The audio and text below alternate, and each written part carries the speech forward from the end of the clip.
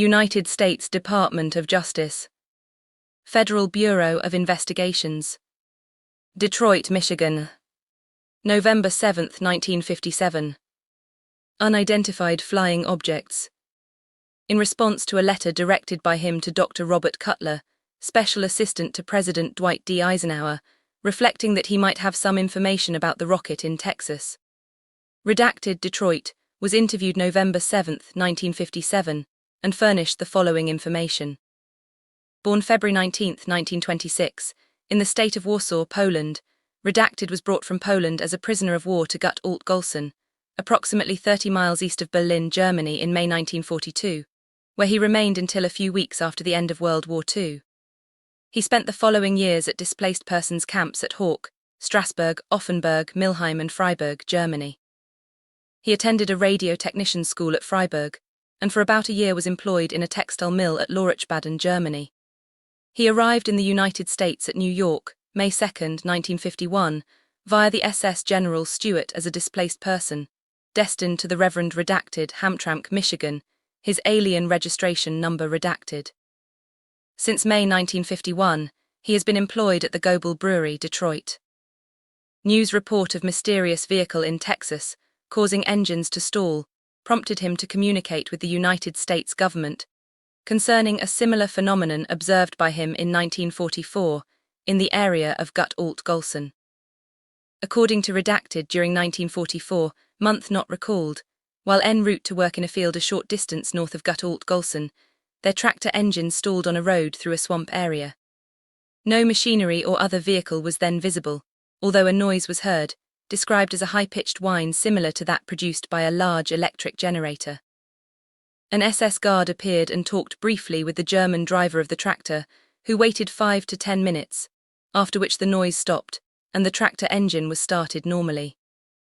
Approximately 3 hours later in the same swamp area, but away from the road where the work crew was cutting hay, he surreptitiously, because of the German in charge of the crew and SS guards in the otherwise deserted area, observed a circular enclosure approximately 100 to 150 yards in diameter, protected from viewers by a tarpaulin-type wall approximately 50 feet high, from which a vehicle was observed to slowly rise vertically to a height sufficient to clear the wall, and then to move slowly horizontally a short distance out of his view, which was obstructed by nearby trees. This vehicle, observed from approximately 500 feet, was described as circular in shape, 75 to 100 yards in diameter, and about 14 feet high, consisting of dark grey, stationary top and bottom sections, 5 to 6 feet high. The approximate 3-foot middle section appeared to be a rapidly moving component producing a continuous blur, similar to an aeroplane propeller, but extending the circumference of the vehicle so far as could be observed. The noise emanating from the vehicle was similar but of somewhat lower pitch than the noise previously heard. The engine of the tractor again stalled on this occasion, and no effort was made by the German driver to start the engine until the noise stopped, after which the engine started normally. Uninsulated metal, possibly copper, cables 1 1/2 inch to 2 inches in diameter, on and under the surface of the ground, in some places covered by water, were observed on this and previous occasions, apparently running between the enclosure and a small concrete column-like structure between the road and enclosure. This area was not visited by redacted again until shortly after the end of World War II, when it was observed the cables had been removed and the previous locations of the concrete structure and the enclosure were covered by water. Redacted stated he has not been in communication since 1945 with any of the work crew of 16 or 18 men, consisting of Russian, French and Polish POWs, who had discussed this incident among themselves many times. However, of these, redacted was able to recall by name only redacted, no address known. The approximate 3-foot middle section appeared to be a rapidly moving component producing a continuous blur similar to an aeroplane propeller, but extending the circumference of the vehicle so far as could be observed. The noise emanating from the vehicle was similar but of somewhat lower pitch than the noise previously heard. The engine of the tractor again stalled on this occasion, and no effort was made by the German driver to start the engine until the noise stopped, after which the engine started normally. Uninsulated metal, possibly copper, cables 1 1/2 inch to 2 inches in diameter, on and under the surface of the ground, in some places covered by water, were observed on this and previous occasions, apparently running between the enclosure and a small concrete column-like structure between the road and enclosure. This area was not visited by redacted again until shortly after the end of World War II, when it was observed the cables had been removed and the previous locations of the concrete structure and the enclosure were covered by water. Redacted stated he has not been in communication since 1945 with any of the work crew of 16 or 18 men, consisting of Russian, French and Polish POWs, who had discussed this incident among themselves many times. However, of these, redacted was able to recall by name only redacted, no address known. Described as then about 50 years of age and presumed by redacted to have returned to Poland after 1945. Some say that the Germans had UFO technology. That's why they were so ahead at the time during World War II, we were fortunate enough to, have the ability to beat them, but that they had this ability and that their scientists were working on it. And that's why, of course, the Soviets at the time and us both benefited with the German scientists for our own individual space programs. Absolutely. I mean, Operation Paperclip. After the war, the spoils of war were many and varied, but one of those spoils was the German scientists. The Soviets got their pick as well of the German scientists. I tried to track a chap down here in the UK. I mean, in the country of Wales here, it's known as the valleys. There's lots of small little valleys and little rural areas. And he was from Poland. He was a Polish immigrant who'd settled here after the war. And he claimed to have worked at one of these establishments making a flying saucer. A colleague of mine by the name of Margaret Fry. Now, Margaret lived in Wales. A well-known and active UFO researcher was Margaret. I was staying with Margaret for a few days, and she told me the story of a Polish immigrant who lived in the valleys of Wales. Now, Margaret had personally interviewed him, and he said that during the Second World War, he was at a forced labour camp, but not one of these huge, great, big things like the concentration camps. This was a small forced labour camp where he was an engineer, but not high-tech. This was a nuts and bolts kind of engineering chap, and he'd been forced to work there. And one of the things that they'd actually built was a flying saucer. The typical type of thing, the domed disc. But it wasn't, weird technology. It was purely man-made technology. This certainly was nuts and bolts, and it had an engine and that kind of thing.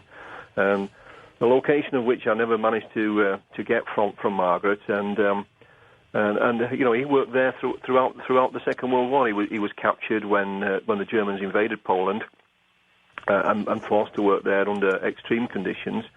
So we set off to try and find him again in some of the small rural communities. I can't remember his name now, but I know the type of name it was because my stepfather is Polish. Whilst there were a number of individuals confirmed he was there, he lived locally. They couldn't quite remember where he lived.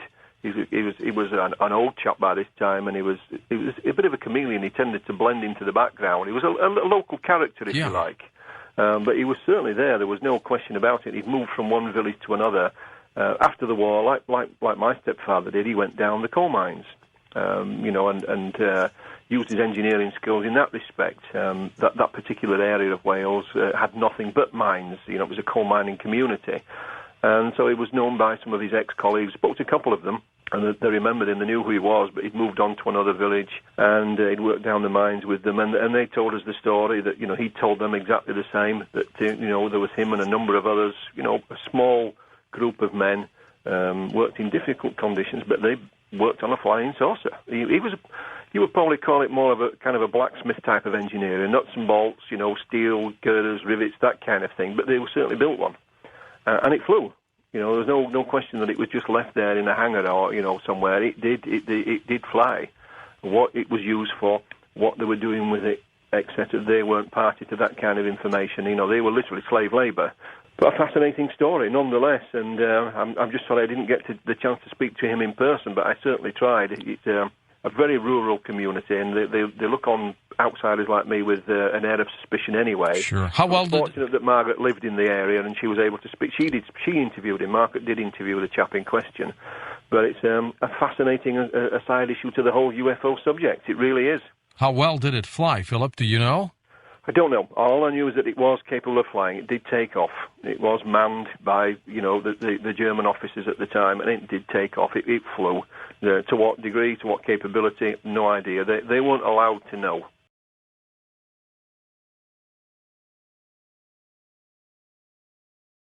Where it appears to have come from. At the end of World War II, before it even ended, Alan Dulles and people from our intelligence community were already through Switzerland making contacts to get out Nazi scientists. As World War II ends, they not only get out rocket scientists, but they also get out some Nazi doctors who have been doing mind control research in the death camps. They brought them to the United States. Along with them was a young boy, a teenager, who had been raised in a Hasidic Jewish tradition and a background of Kabbalistic mysticism, that probably appealed to people in the cult, because at least by the turn of the century, Aleister Crowley had been introducing Kabbalism into satanic stuff, if not earlier. And I suspect it may have formed some bond between them. But he saved his skin by collaborating and being an assistant to them in the death camp experiments. They brought him with them. And they started doing mind control research for military intelligence in military hospitals in the United States. And the people that came, the Nazi doctors, were Satanists. Subsequently, the boy changed his name, Americanized it some, obtained an MD degree, became a physician, and continued this work, and appears to be at the center of the cult programming today. His name is known to patients throughout the country. The way you create Manchurian candidates is you divide the mind. It's part of what the intelligence community wanted to look at. If you're going to get an assassin, if you're going to get somebody to go do something, you divide the mind. Kabbalistic mysticism is mixed all into this. It was interesting, a patient had sat in my waiting area, got there considerably early, and drew a detailed, multicolored Kabbalistic tree over 2 years ago. And it took me 2 months to figure out what it was. Finally showing it to somebody else, I said, you know, that looks an awful lot like the Kabbalistic tree. And that rang a bell with some esoterica in an old book, and I dug it out. That was the background of Dr. Green. Now, the interesting thing about the green tree is his original name was Greenbaum. What does Greenbaum mean in German? Green tree. Ultra green in the green tree. I've also had patients who didn't appear to know that his original name was Green volunteer that there were parts inside named Mr. Greenbaum. Let me give you some information about parts inside that may be helpful to you. You're going to inquire about these things. Because my experience is, one part will give you some information and either run dry or get defensive or scared and stop. And so you punt and you make an end run and you come around the other direction, you find another part. I'll tell you several parts to ask for, and ask if there's a part by this name. And by the way, when I'm screening patients and fiddling around with this, I throw in a bunch of spurious ones and ask, is there a part inside by this name and by that name? As a check on whether or not it appears genuine. For example, in addition to the core, I ask, is there a part inside named wisdom? Wisdom is part of the Kabbalistic tree. Is there a part inside named Diana? Diana is a part that in the Kabbalistic system is associated with a part called the foundation. Foundation is part of the tree. So you can ask, is there something inside known as the foundation? I've also found that there will often be a part called Black Master, a part called Master Programmer, and that there will be computer operators inside. How many of you have come on to computer things in patients? There will typically be computer operators. Computer operator black, computer operator green, computer operator purple. Sometimes they'll have numbers instead. Sometimes they'll be called systems information directors. And you can find out the head one of those. They'll often be a source of some information for you. I will ask inside, is there a part inside named Dr. Green? You'll find that there are, if they have this kind of programming, in my experience. And usually with a little work and reframing, you can turn them and help them to realize that they were really a child part who's playing a role and they had no choice then, but they do now. Now, they have tried to protect this very carefully. Let me give you an example with Ultra Green. I've discovered this, by the way, I used to think this programming was only in bloodline people. I've discovered it in bloodline people, but it's a bit different. They don't want it to be just the same. And I don't think you'll find deep things like Ultra Green, and probably not even green programming at this deep, or with non-bloodline people. But let me tell you something that I discovered first in a non-bloodline and then in a bloodline. We were going along, and a patient was close to getting well. approaching final integration in a non-bloodline, and she suddenly started hallucinating. And her fingers were becoming hammers and other things like that. And so I used an affect bridge and we went back. And we found that what happened was that they gave suggestions that if she ever got well, got to a certain point, she would go crazy. And the way they did this was they strapped her down and they gave her LSD when she was 8 years old. And then when she began hallucinating, they inquired about the nature of the hallucinations so that they could utilize them in good Ericksonian fashion and build on them. And then combine the drug effect with powerful suggestions. If you ever get to this point, you will go crazy. If you ever get fully integrated and get well, you will go crazy like this and will be locked up in an institution for the rest of your life. And they gave those suggestions vigorously and repetitively. Finally, they introduced other suggestions that rather than have this happen, it would be easier to just kill yourself. In a bloodline patient then, as I began inquiring about deep material, the patient started to experience similar symptoms. We went back and we found that identical things were done to her. And this was called the green bomb, B-O-M-B. Lots of interesting internal consistencies, like that play on words with Dr. Greenbaum, his original name. Now, in this case, it was done to her at age 9 for the first time. And then, only hers was different. Hers was a suggestion for amnesia. If you ever remember anything about ultra green and the green tree, you will go crazy. You will become a vegetable and be locked up forever. And then finally the suggestions added, and it'll be easier to just kill yourself than have that happen to you. If you even remember it. At age 12 then, 3 years later, they used what sounds like an Amytal interview to try to breach the amnesia and find out if they could. They couldn't. So then they gave her, strapped her down again, took and gave her something to kind of paralyze her body, gave her LSD, an even bigger dose, and reinforced all the suggestions. Did a similar thing at the age of 16. So these are some of the kind of booby traps you'll run into. There are a number of cases where they've combined powerful drug effects like this with a suggestion to keep us from discovering some of this deeper level stuff. What's the bottom? Your guess is as good as mine. But I can tell you that I've had a lot of therapists who were stymied with these cases. They were going nowhere. In fact, someone here that I told some basic information about this to in Ohio a couple of months ago said it opened all sorts of things up.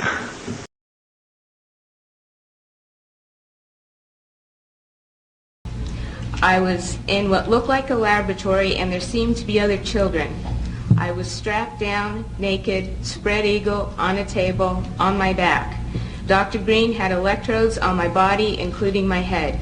He used what looked like an overhead projector and repeatedly said he was burning different images into my brain while a red light flashed aimed at my forehead. In between each sequence, he used electric shock on my body and told me to go deeper and deeper, while repeating each image would go deeper into my brain, and I would do whatever he told me to do. I felt drugged because he had given me a shot before he started the procedure. When it was over, he gave me another shot. The next thing I remember, I was with my grandparents again in Tucson, Arizona. I was 4 years old.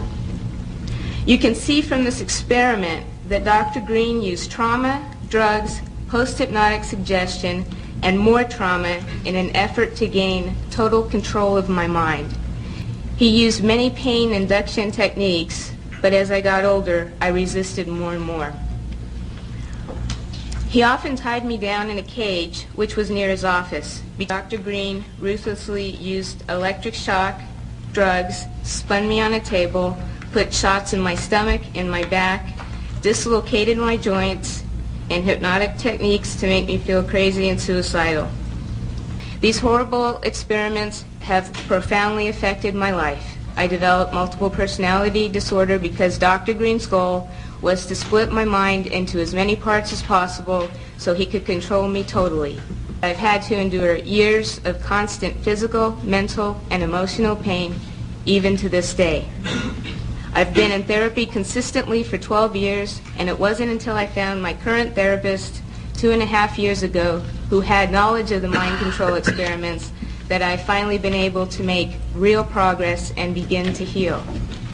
Between the years of 1957 and 1984, I became a pawn in a government scheme whose ultimate goal was mind control and to create the perfect spy, all through the use of chemicals, radiation, drugs, hypnosis, electric shock, isolation in tubs of water, sleep deprivation, brainwashing, verbal, physical, emotional, and sexual abuse. I was exploited unwittingly for nearly 3 decades of my life, and the only explanations given to me were that, quote, the end justifies the means. They took an already abused 7-year-old child and compounded my suffering beyond belief. The saddest part is, I know for a fact that I was not alone. There were countless other children in my same situation, and there was no one to help us until now. Dr. L. Wilson Green, who claimed to have received $50 million from the Edgewood Chemical and Radiology Laboratory as part of the TSD, or Technical Science Division of the CIA, once described to Dr. Charles Brown that, quote, children were used as subjects because they were more fun to work with and cheaper, too. They needed lower profile subjects than soldiers or government people, so only young, willing females would do. Besides, he said, I like scaring them. They in the agency think I'm a god, creating subjects' experiments for whatever deviant purposes Sid and James can think up. Sid being Dr. Sidney Gottlieb, James, Dr. James Hamilton. The next year, I was sent to a lodge in Maryland called Deep Creek Cabins to learn how to sexually please men.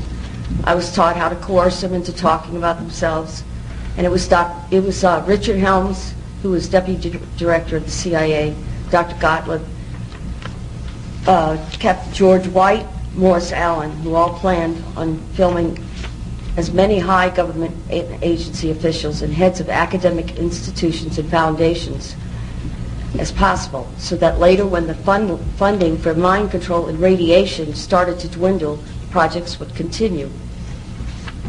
I was used to entrap many unwitting men, including themselves, all with the use of a hidden camera. I was only 9 years old when this sexual humiliation began. Once a crude remark was made by Dr. Gottlieb about a certain possible leak over New Orleans East involving a large group of retarded children who are being given massive doses of radiation. He asked, why was Wilson so worried about a few retarded kids? After all, they would be the least likely to spill the beans.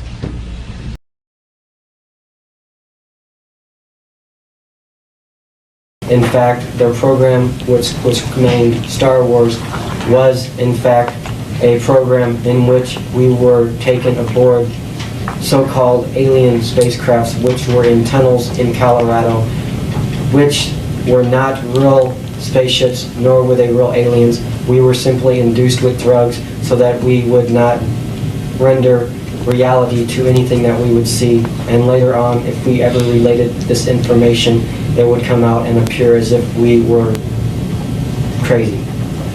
So you were trained actually to be a spy? Yes. On behalf of the program known as Monarch? Yes. For the purpose of ultimately taking over the government of the United States? Yes.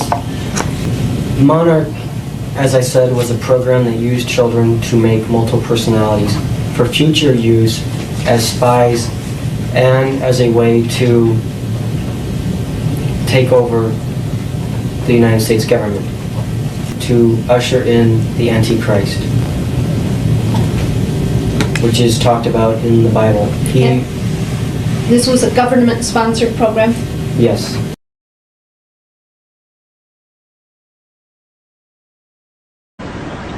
All right, so it was forced. by the sheer weight of the reports coming in from hundreds and hundreds and hundreds of people around this planet, it was forced to expand. They said, okay, maybe we didn't understand it altogether, right? Maybe we just had part of it and now we're going to get the rest of it. And what they were forced to face was that this agenda is far more complex than merely a degenerating alien race trying to upgrade their species, because it didn't explain what was going on in bedrooms and cars and homes around this planet night after night. Hopkins and Jacobs and others who had held to this crossbreeding scenario as a firmly fixed, limited agenda had to start expanding what they were saying. And soon they were postulating that the aliens were also studying human emotions. And they were also studying, maybe, well, it appears they're studying human sexuality. And by golly, it looks like they're studying human pleasure and pain responses as well, from what the abductees are telling us is going on. And what do these things have to do with crossbreeding? Why do you subject a person to excruciating pain to measure a response in order to crossbreed? Why do you do sexual molestation to a 5-year-old to crossbreed? Why are these things happening, and what do they have to do with this agenda we felt real confident that we had understood? People were being subjected to terrifying situations, excruciatingly painful procedures, traumatic sexual encounters over which they had no control. We have a lot of evidence of people being maltreated. We have a lot of evidence of cases of people who've been killed, who've been burnt badly by radiation, by unknown forms of rays. People have been carried off and have certainly not come back again. None of this looks to me like the behavior of benevolent beings. We also have many alarming cases, alarming because we don't know the implications of them, of blood being taken from people, and also semen, and also ova from women. There's at least one good case of sexual intercourse, and I would think several, which would stand up to scrutiny.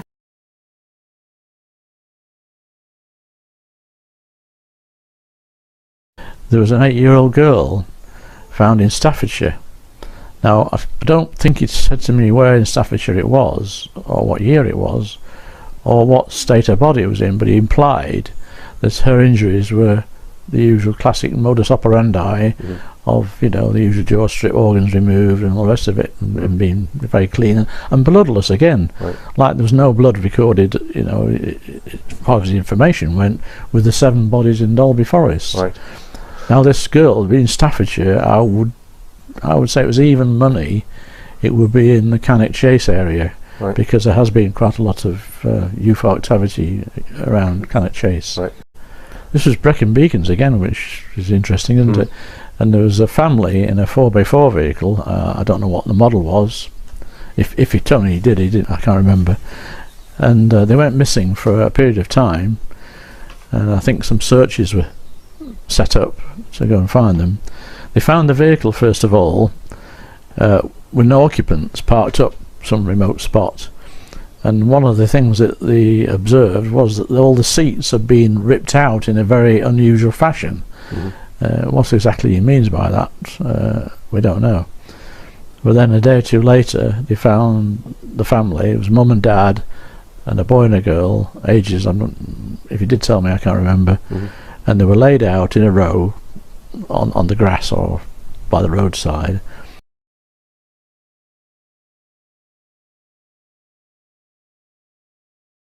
Deliberate, staged acts are very common among ritual abusers to confuse their victims. Another favorite one is alien abduction.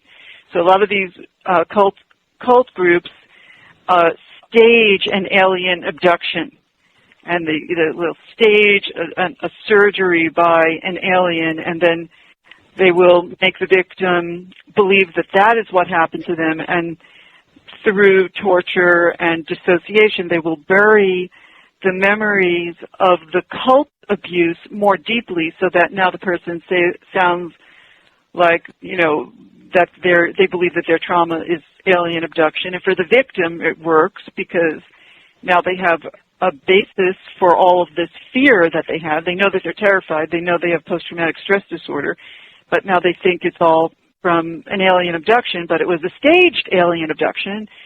So there's a lot of sources of disinformation within the victims. As a cover, ritual abusers, and I'm wondering if they would go through the whole, costume thing, embed in their victims, actually, to them, it's a true memory, but it's of a false situation, and that is they were not abducted by aliens, but that is what they've been implanted with, and that's the cover that the abusers can hide behind. Is that correct? Correct. Okay, that's extremely common among ritual abuse survivors. What do you think about that, that those who claim they may have been abductees might have very well been, unwittingly, victims of abusers? Yeah, I think some people who believe they were abductees are ritual abuse victims. I've heard so many credible reports of a lot of a lot of horrible abuse happening within Masonic lodges. And there are a lot of powerful people obviously connected to Masonic lodges that I do believe that a lot of ritual abuse happens within Masonic lodges. Now, I am not saying that all Masons by any means are practicing evil. I don't believe that. But in fact, I have actually no way of knowing how much the ritual abuse that happens in Masonic lodges is actually somehow part of the structure of Freemasonry versus how much it's people who are using that for their own proclivities, So, but quite a few survivors that I find highly credible claim that their abusers were important Freemasons.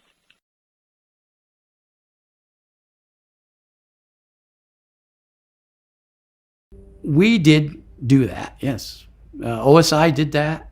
There was a special group out of the 7602nd Air Intel Wing at Fort Belvoir that came out and did that. They had these people that had maybe some sort of defects, anatomical defects that were brought in to fool people and thinking they're aliens. Yeah. I can't give you any specifics because the program is still classified, and they probably still doing it. I wouldn't doubt it. They were still doing it. If you go back in time, why Area 51 really started, you learn that it was a base hidden inside of a base, nuclear weapons, and it was all about beating Stalin at his black propaganda campaign, as I write in the book, to hoax Americans in a War of the Worlds type scenario, whereby little men who looked like aliens would get out of an aircraft and the government would go crazy about it. And then Stalin would say, look, not only do we have technology better than you, but we have a better propaganda department than you.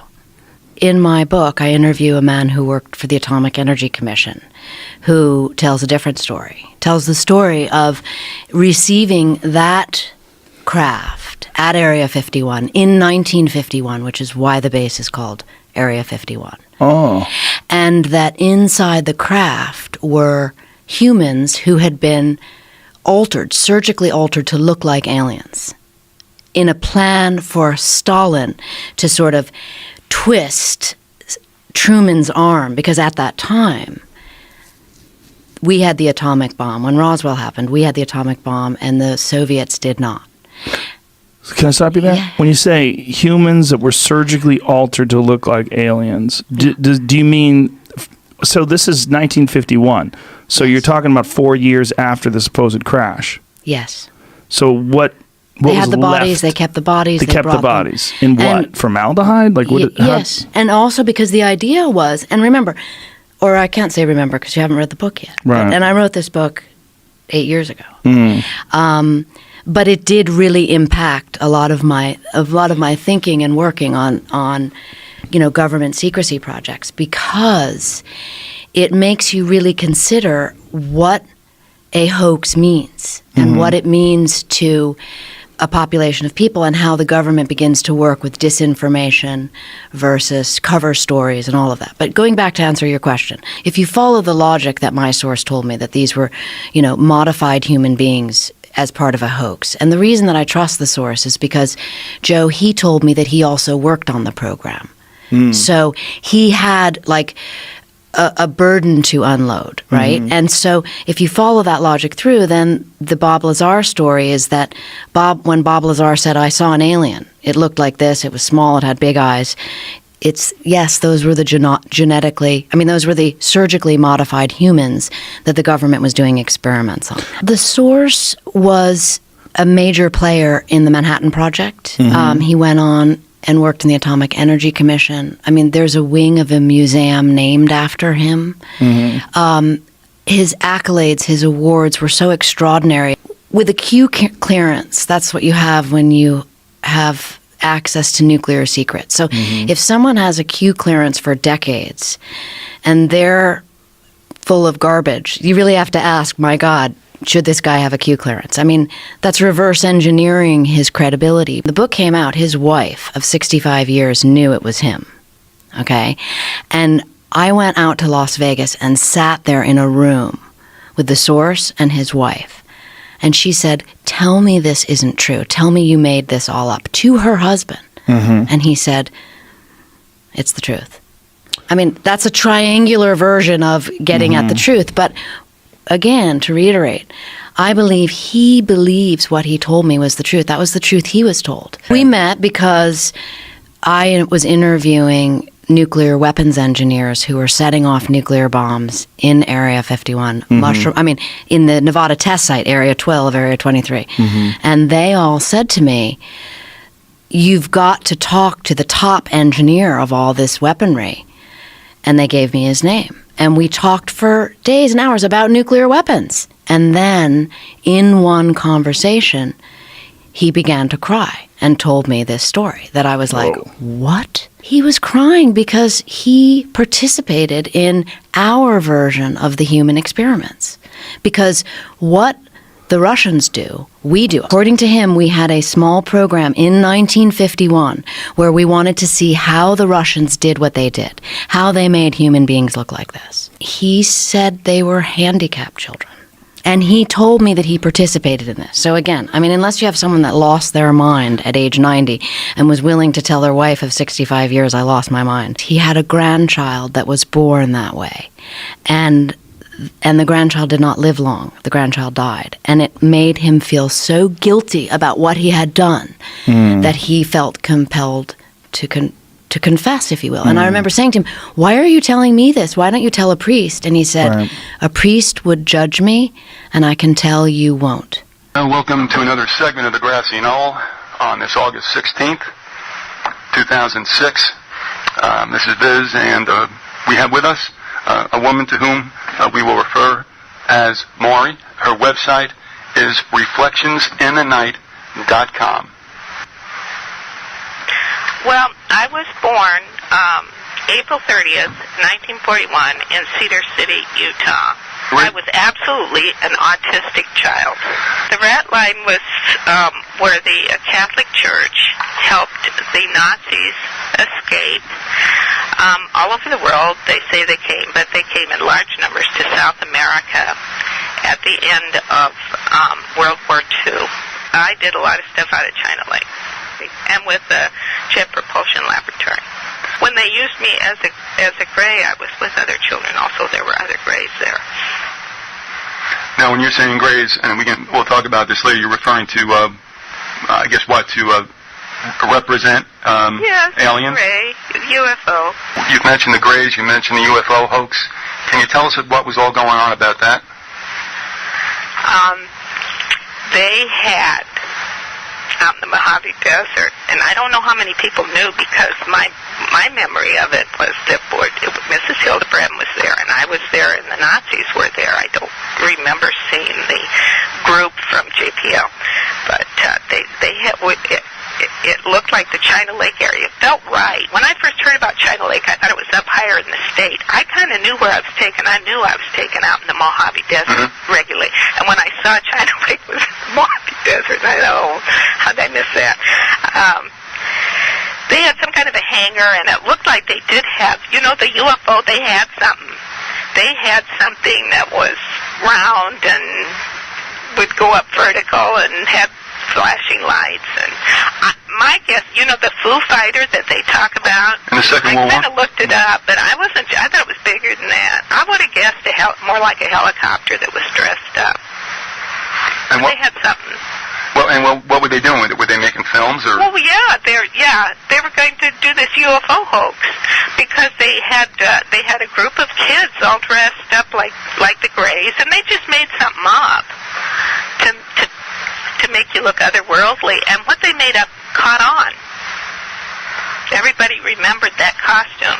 Are we thinking basically about the ET type prototype? Yes, you know, that's just a little naked child. They put a nylon stocking over your head to make your mouth disappear into a slit, and your ears, two holes on the side of your head, and you can't talk. And they put goggles on. I think they originally used the World War II goggles, but they may have put that down to just the goggle lenses, because your eyes disappear too, and you just look like, you know, you don't look like anything. So, and they have you naked, but you see all the original, and they were little girls. They used little girls. They kept us thin because one of the ways they control you is to starve you. But you see all those original pictures, and they're all naked. Boy, I remember being cold is what I remember. They kept us naked out there in the desert, and it's freezing cold a lot. I just really remember being cold. Were you out there for days or weeks straight? I have no idea, because I have no idea. All the memories haven't come up on that. I don't know how much they used me. I just have some of it. You know, something may come up later, and I don't know. Well, during your lifetime and during your, obviously, memory, we had Roswell. Can you shed any light on what we know about Roswell? Well, I get a little upset when they say that some little, you know, when they say, oh, they caught the aliens and somebody died, then I start to get up thinking one of my little friends died, you know. I don't know. They didn't care whether we died or not. But do you believe that the whole Roswell situation was an extension of what you experienced? Yes, I think it was the same period of time. Well, there's no doubt, obviously, that there have been crafts that can do what we claim UFOs can do, because obviously it does happen. We've all seen things. I don't know what it means in the big picture, but obviously these anti-gravity crafts were around for some time, and you can attest to the fact too. Were they not around in the late 40s? Yes, they started this. They started this out of JPL in that area. That was started very soon. Well, I remember being there. I think 1947. I think that's about right. I think that I was about 6. I think that I felt about 6. So, you know, they were real busy out there. They had all of a sudden the Nazis were in there. They'd gotten they now controlled the group of physicists at JPL. And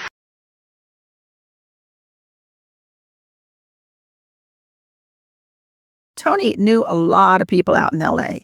He knew a lot of people in Hollywood. He knew a lot of people in the magic community, because Tony had always been interested in magic as a kid, and he paid attention to it.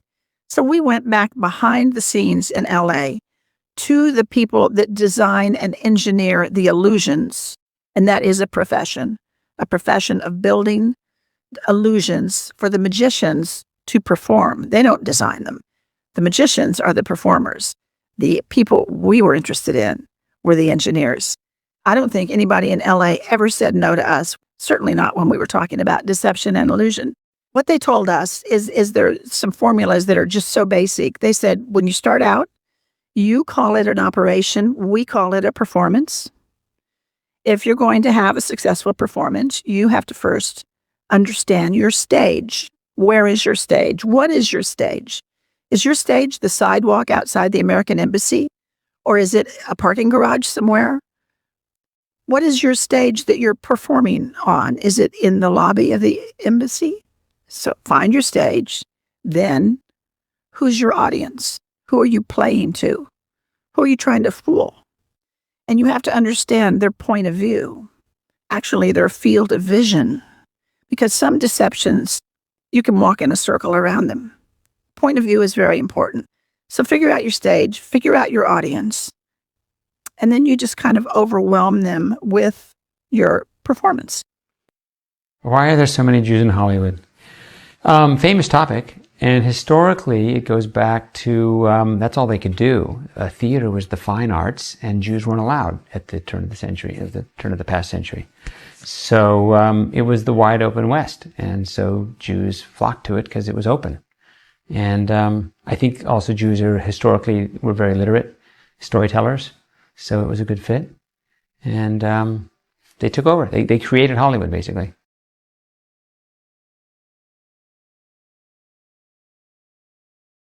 Southern California, 1990. Adult female drew these 3 non-humans that abducted her. She said these aliens had light brownish yellow skin. The being on the right also has a triangle inside a circle on his upper right chest. That symbol has been seen by many abductees on leotard-like uniforms of some gray beings, including Jean Robinson of Springfield, Missouri. She drew this circle around an equilateral triangle that she remembered on the left breast of her abductor's bodysuit.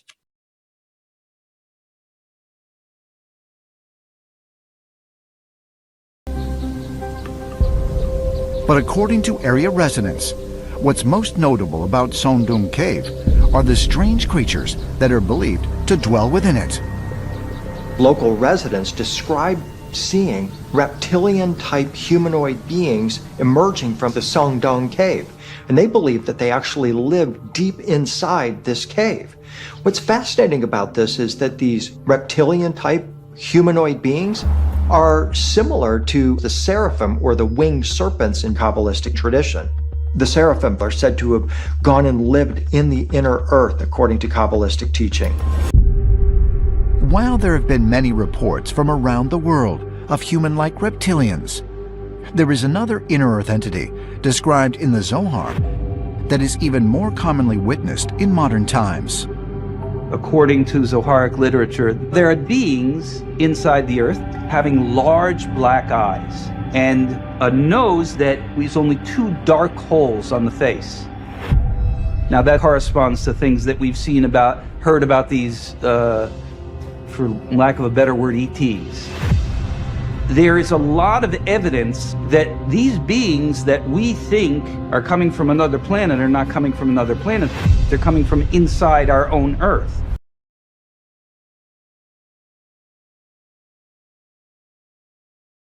GHB and abductees. Now, abductees, what I mean is alien abductees. Everyone knows I'm a MUFON investigator. I followed this for decades. There was a doctor named Dr. John Mack, psychiatrist, Harvard University. Brilliant man. Brilliant psychiatrist. So he's a physician. And during his tenure at Harvard, he started to get interested in abductees. And he started to do some research and interview each one. And he did hundreds. And he wrote a series of books about it. Well, John Mack came to the table with facts. He had interviewed hundreds of these abductees, and all told a very similar story. The experience, the abduction, one consistency. They'd wake up at night in their bed, and they felt absolutely frozen. They couldn't move. Sound familiar? Sometimes they had loss of memory. Sometimes they didn't. Sometimes they could remember everything. Things that happened to them on wherever they were taken, claiming a ship. Some of the things that were done to them. But they couldn't lash out. They couldn't move. They felt like they were somehow frozen and their muscles weren't reacting. Sound familiar? So that goes back to GHB. And there seems to be some linkage there. Whether people want to acknowledge it or not, there seems to be.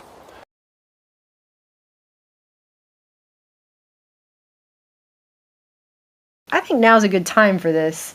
This guy right here, Michael Persinger, he's done a lot of work explaining paranormal events with geomagnetic events. So for example, this one's the weather matrix in human behavior. This one's transcendental meditation and cult mania. Let's see. This one is space-time transience and unusual events. He's got a 2-part series here on the paranormal, and this is the kind of stuff that he writes. If with all caps and underlined, if paranormal experiences can be shown not to be largely a product of fraud, psychological disorder, social reinforcement, or known difficulties of brain chemistry, there's still no reason to assume that their sources are necessarily non-physical. So that's the kind of stuff he does. And this is a declassified CIA document that I got through FOIA request for some work he did for the CIA, having to do with experimental dream telepathy, clairvoyance, and geomagnetic activity. See, there's his name. So now you kind of get an idea of what he's doing and who he's working for. And I know you guys remember that back in the 90s, the 80s and 90s especially, there was a huge boom in people claiming to be abducted by aliens. And it was all over the place. And then you had Lawrence Rockefeller meeting with the Clintons whenever Bill Clinton was president, trying to get them to declassify documents and tell people the truth, right? This is something I think we all need to consider.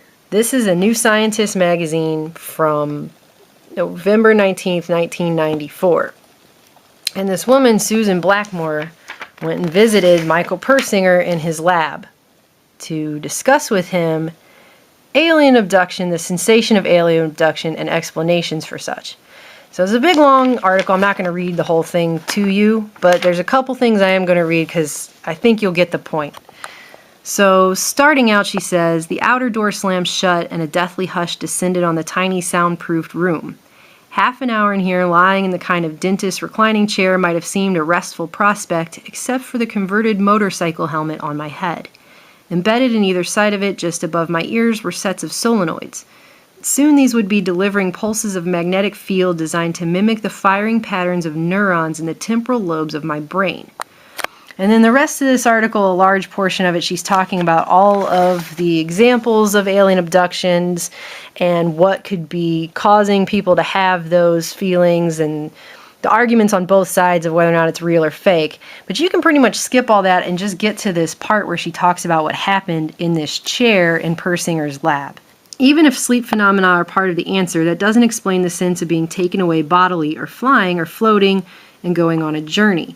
Enter Persinger and his idea that abduction-like experiences are caused by complex patterns of activity in the temporal lobes. In addition, magnetic effects from earthquakes could be strong enough to set off the necessary firing. To test this, he looked for and found a strong link between the dates of seismic events and claims of UFO sightings, abductions, and other strange phenomena from past centuries. Nor can hysteria and fear be the sole explanation, he argues. Reports of strange experiences peaked in the weeks and months before earthquakes, says Persinger, when magnetic changes might have been happening, but little else to suggest an imminent seismic event. Those who believe that abductions really happen have tried to counter this theory by showing that abductees do not score higher on measures of temporal lobe lability. But arguments have raged over whether enough people were tested and whether their experiences were really abductions. Now, in a bid to settle the issue, Persinger is turning to direct simulations, and this is where my experiences in the lab chamber came into the picture. I was wide awake throughout. Nothing seemed to happen for the first 10 minutes or so. Instructed to describe aloud anything that happened, I felt under pressure to say something, anything. Then suddenly my doubts vanished. I'm swaying. It's like being on a hammock. Then it felt for all the world as though two hands had grabbed my shoulders and were bodily yanking me upright. I knew I was still lying in the reclining chair, but someone or something was pulling me up. Something seemed to get a hold of my leg and pull it, distort it, and drag it up the wall. It felt as though I had been stretched halfway up to the ceiling. Then came the emotions. Totally out of the blue, but intensely and vividly, I suddenly felt angry. Not just mildly cross, but that clear-minded anger out of which you act. But there was nothing and no one to act on. In perhaps 10 seconds it was gone. Later it was replaced by an equally sudden attack of fear. I was terrified, of nothing in particular. The long-term medical effects of applying strong magnetic fields to the brain are largely unknown, but I felt weak and disoriented for a couple hours after leaving the chamber. Of course, I knew that it was all caused by magnetic field changes, but what would people feel if such things happened spontaneously in the middle of the night? Okay? So, they were able to put a helmet on this woman and mess with her temporal lobes, and she had sensations of being stretched up to the ceiling, yanked on, pulled upright, moved. She had her emotions messed with. They were able to push buttons and make her angry. They were able to make her scared. I mean, this is what I'm saying. This is the kind of technology people like Mr. Persinger here, who has done studies for the CIA, this is the kind of technology they had over 20 years ago. They were able to make people feel like that. Okay? So, when I talk about mind control, it's funny. I get so attacked on that issue, like I'm just a crazy tinfoil hatter conspiracy theorist. No, a conspiracy theory is when you have a theory that there's a conspiracy. I don't have a theory. I have literal facts. This is a fact that this technology existed back then. And check out how she ends this, okay? One last thought. Persinger applied a silent and invisible force to my brain and created a specific experience for me. He claimed that he was imitating the basic sequences of the processes of memory and perception, and that by varying those sequences, he could control my experience. Could he have done it from a distance? Could it be done on a wider scale? Suddenly, prospects of magnetic mind control seem an awful lot worse than the idea of being abducted by imaginary aliens. And again, this was written 20 years ago. This is the kind of technology they were playing around with in labs 20 years ago. Could it be done on a wider scale? Could it be done from a distance? What is real? How do you define real?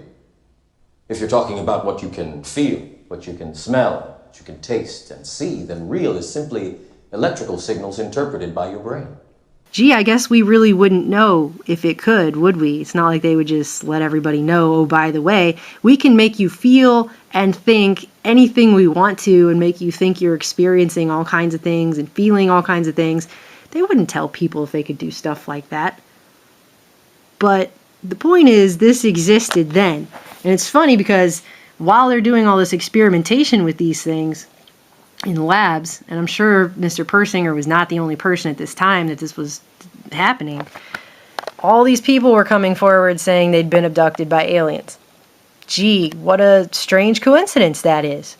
And on top of that, I just want to end up by saying all of these things have effects on people, and people just don't seem to realize it. It's not a conspiracy theory, okay?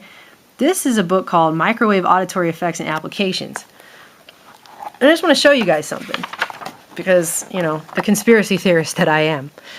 This was back in the 70s, the kind of research the military was doing back then. I just want to read this to you really quick. Direct communication of speech via appropriate modulation of microwave energy has been demonstrated by Sharp and Grove. They tape recorded each of the single-syllable words for digits between 1 and 10. The speech waveforms of each word were then converted to digital signals in such a fashion that each time an analog speech wave crossed the zero reference in the negative direction, a short pulse of microwave energy was emitted from a transmitter. By radiating themselves with speech-modulated microwave energy, Sharp and Grove reported they were able to hear, identify, and distinguish the words tested.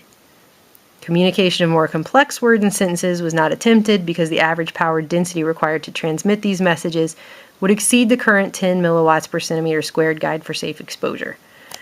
Just keep in mind, this was the 70s that the military was researching being able to bypass your ears with microwave, speech-modulated microwave energy, communicate directly into your brain with it. Okay? Again, not a conspiracy theory. This is simply a fact in a science book that you can go get from a library, all right? This stuff exists. Okay?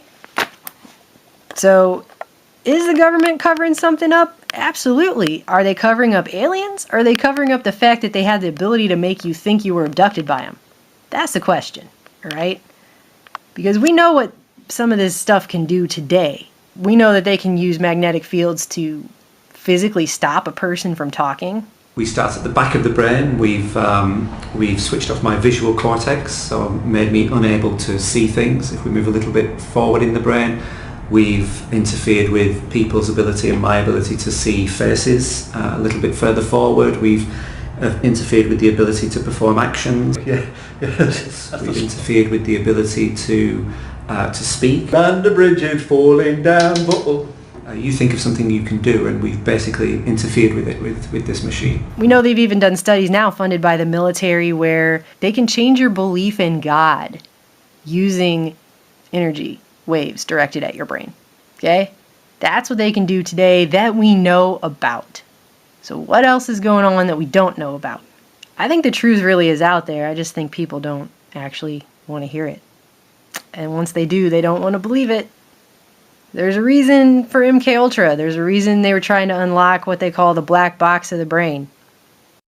Have they done it by now? If many people knew what I know about it, from my study of it over many years, they might be very alarmed.